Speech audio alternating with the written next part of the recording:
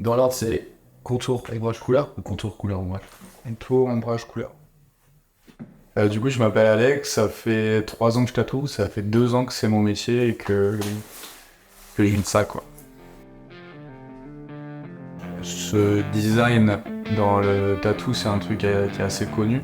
Ça vient du traditionnel en fait, et il y a eu plein de reprises différentes. Ça là, c'est une spéciale en fait, c'est la mienne. J'ai tatoué dans 4 salons différents, que des street shops, donc que des shops qui ont pignon sur rue. Il y a toujours eu une tradition du tatouage qui a amené au tatouage contemporain. Et ce qui est bien, c'est que ça rassemble plein de tatoueurs du coup qui ont le même kiff, quoi, le tatou un peu bien fait, un peu qui s'inspire des... Pas un tatou qui a 20 ans, quoi, un tatou qui a 4000 ans, même plus.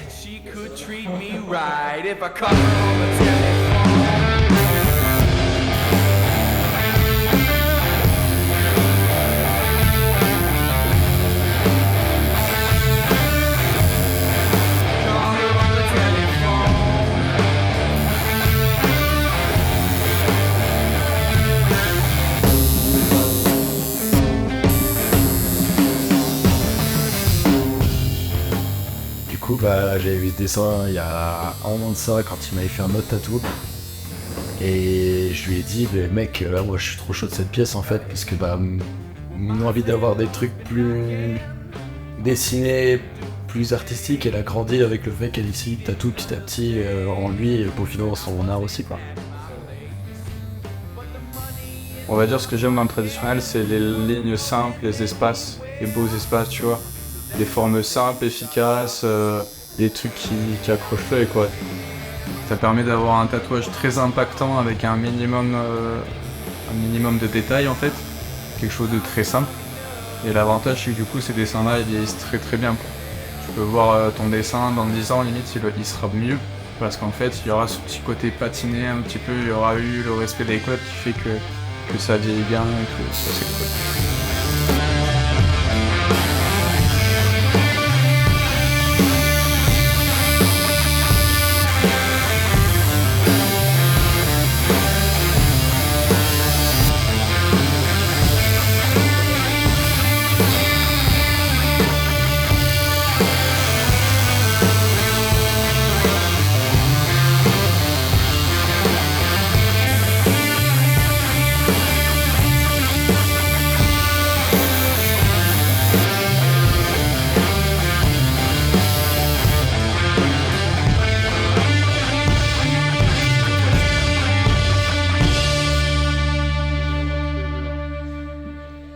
Il est beau, même son regard, il est beau.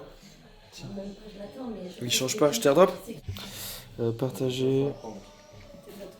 Airdrop. Quand je me suis fait tatouer mon premier tatou, c'est clair qu'il y avait ce truc, tu vois, avec la machine. Alors ça faisait du bruit de ouf, c'était un peu à l'ancienne, tu vois, pas rouillé mais presque, tu vois, il y avait vraiment cette petite oxydation sur le truc. Et c'était charmé, en vrai, c'était incroyable.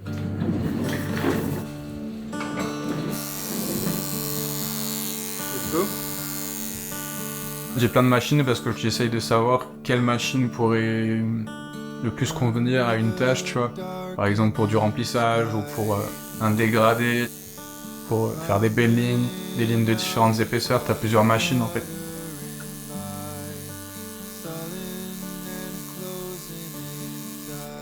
J'ai pas tout essayé parce que il y a toujours des machines, tu vois, toujours des nouveaux trucs qui changent ou alors tout simplement des choses que j'ai pas encore découvertes. Mais j'ai testé en tout cas tous les styles un petit peu de machines que je pouvais moi voir. Bref, là je suis en train d'essayer de fabriquer une machine. Problème de proportion. Là, il est cool. Même ça.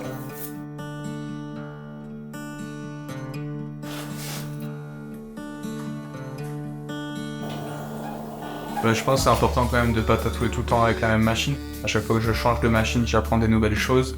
Ça me permet d'avoir des ressentis différents et en fait, plus tu te mets un petit peu dans la galère à tester des trucs nouveaux, plus tu progresses, quoi.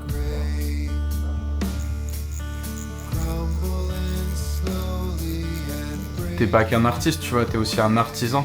C'est-à-dire qu'en fait, tu passes ton temps à faire des traits, tu passes ton temps à faire des ombrages, que ce soit sur le papier ou sur la peau, tu vois.